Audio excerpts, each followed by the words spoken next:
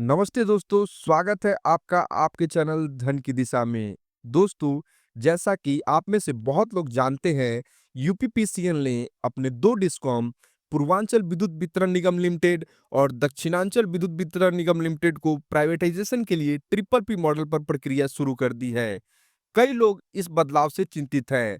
सरकारी कर्मचारियों का क्या होगा? उपभोक्ताओं पर इसका क्या असर पड़ेगा? और बिजली के दामों में बढ़ेगी या नहीं? आज की इस वीडियो में हम इन सभी सवालों का जवाब विस्तार से देंगे और आपको ये समझाएंगे कि ट्रिपल पी मॉडल वास्तव में काम कैसे करता है और इससे सरकारी कर्मचारियों व आम जनता को क्या फायदा होगा। तो दोस्तों, बिना किसी देरी के चलिए शुरू करते हैं।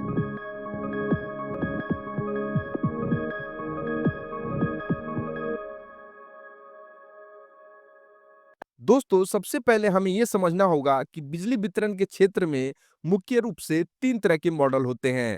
पहला है फुल्ली गवर्नमेंट ऑन मॉडल, जहां बिजली वितरण पूरी तरह से सरकार के अधीन होता है। दूसरा है फ्रेंचाइजी मॉडल, इसमें किसी विशेष क्षेत्र का पावर डिस्ट्रीब्यूशन एक निजी कंपनी संभालती है, लेकिन स्वामित्व सरकार के पास ही रहता है। तीसरा है दोस्तों पीपीपी यानी ट्रिपल पी मॉडल यानी पब्लिक प्राइवेट पार्टनरशिप मॉडल।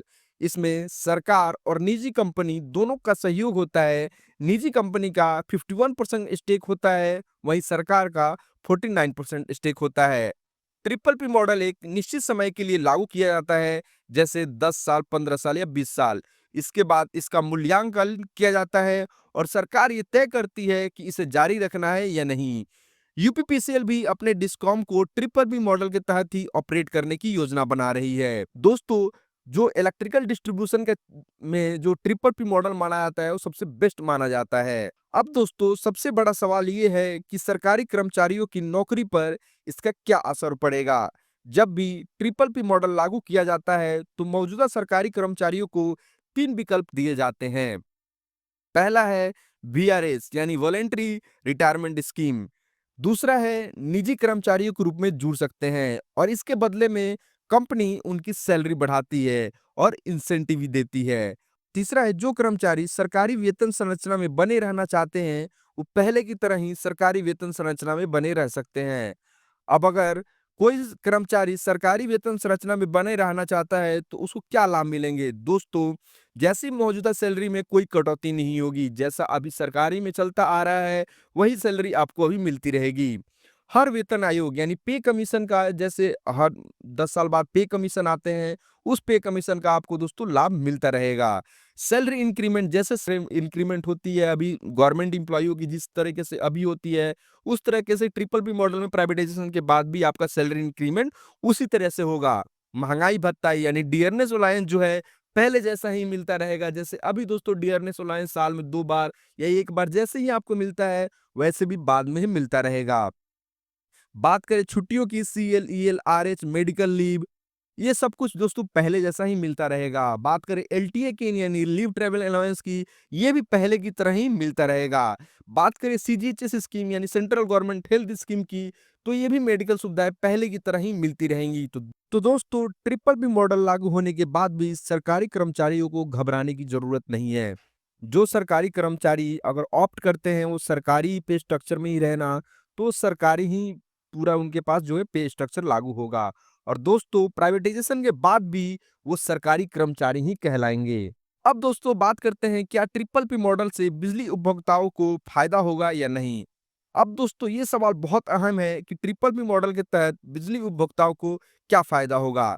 दोस्तों, लाइन नेटवर्क को इस तरह से इंस्टॉल और मेंटेन किया जाएगा कि बिजली की कटौती कम से कम हो।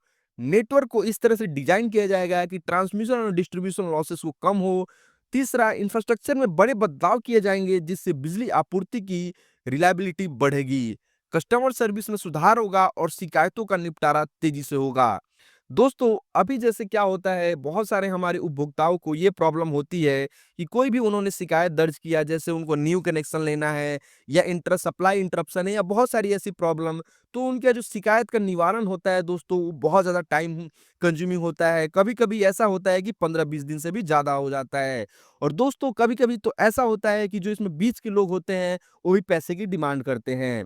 तो दोस्तों लेकिन ट्रिपल पी मॉडल में प्राइवेटाइजेशन के बाद ऐसा कुछ नहीं होगा। जो भी ये सारी चीजें होंगी वो पारदर्शी होंगी। अब दोस्तों बात करते हैं, क्या ट्रिपल पी मॉडल पे प्राइवेटाइजेशन के बाद बिजली के दाम बढ़ जाएगा? दोस्तों इसका जवाब है नहीं, क्योंकि ट्रिपल पी मॉडल लागू होने के बाद भी बिजली की कीमतें Uttar Pradesh electricity regulatory commission यानी यूपीईआरसी यानी सरकार ही तय करेगी। दोस्तों जहां पे भी देश में ट्रिपल पी मॉडल लागू होता है इलेक्ट्रिकल डिस्ट्रीब्यूशन में, वहां जो है जो किस रेट पे यानी किस दर पे इलेक्ट्रिसिटी को बेचना है, ये सरकार ही तय करती है।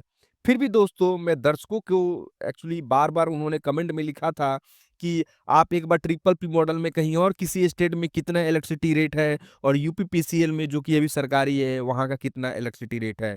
तो दोस्तों मैं आपको फिर से बता दूँ, दोनों जगह की जो इलेक्ट्रिसिटी की रेट है वो सरकार ही यानी उसकी उस स्टेट की रेगुलेटरी कमीशन ही तय करती है।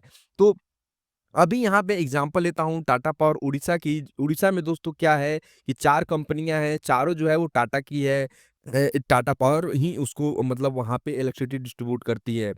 अब दोस्तों वहाँ पे भी जो इलेक्ट्रिसिटी की रेट है वो वहाँ की रेगुलेटरी कमीशन यानी वहाँ की दोस्तों जो इलेक्ट्रिसिटी का रेट है वो ओईआरसी यानी ओडिशा इलेक्ट्रिसिटी रेगुलेटरी कमीशन ही तय करती है।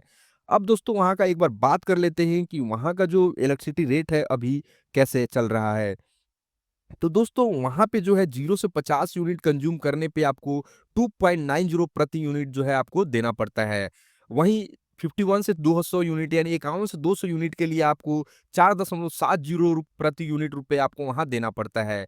वहीं बात करें 201 से 400 यूनिट के लिए आपको 5.70 प्रति यूनिट वहाँ आपको देना पड़ता है। दोस्तों उसके अलावा वहाँ जो है सरकार ने सब्सिडी भी वहाँ पे किया हुआ है। सब्सिडी ये है दोस्तों कि अगर आप वहाँ पे ई बिल चूज करते हैं तो ई बिल रिबेट मिलता है आपको हर बार का 10 रुपए।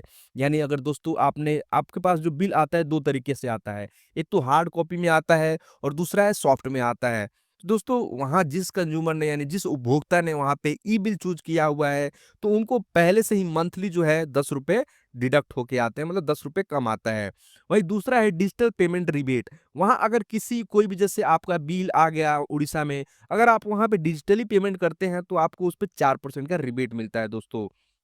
और तीसरा है प्रीपेड मीटर से रिपेड। अगर वहाँ पे दोस्तों किसी कस्टमर ने अगर प्रीपेड मीटर लगवाया हुआ है तो उसको 4% एडिशनली रिबेट मिलता है। तो दोस्तों ये हैं अलग-अलग जो वहाँ पे आपको रिबेट मिलते हैं। अब बात करते हैं दोस्तों अपने उत्तर प्रदेश यानी यूपीसीएल की रेट की। तो दोस्तों यहाँ पे पहला है लाइफलाइन कंज्यूमर्स, जिसका जो दोस्तों यूपीसीएल में लाइफलाइन कंज्यूमर्स हम उनको बोलते हैं जिनका जो सैंक्शन लोड होता है 1 किलोवाट से ज़्यादा नहीं होता है, मतलब 1 किलोवाट ही जो सुन लिया सैंक्शन लोड होता है। चार्जेस है दोस्तों वो ₹6.50 है, बट दोस्तों यहाँ पे सरकार जो है सब्सिडी देती है 3.50 रुपीज़ की। यानी दोस्तों उनको जो कंज्यूमर है यानी जो उपभोक्ता है उनको 3 रुपए ही पे करना होता है यहाँ पे। अब बात करते हैं जो अदर देन दोस्तों जो लाइफलाइन कंज्यूमर है, जैसे कि दोस्तों अदर देन जो लाइफलाइन कस्टमर है अप टू 100 किलोवाट, मतलब अब 100 यूनिट तक का आपको दोस्तों 6.65 रुपए का चार्जेस होता है, लेकिन उसमें से 3.30 रुपए जो है सरकार सब्सिडी देती है और जो आपको देना होता है दोस्तों यानी जो कस्टमर को देना होता है 3.35 रुपए।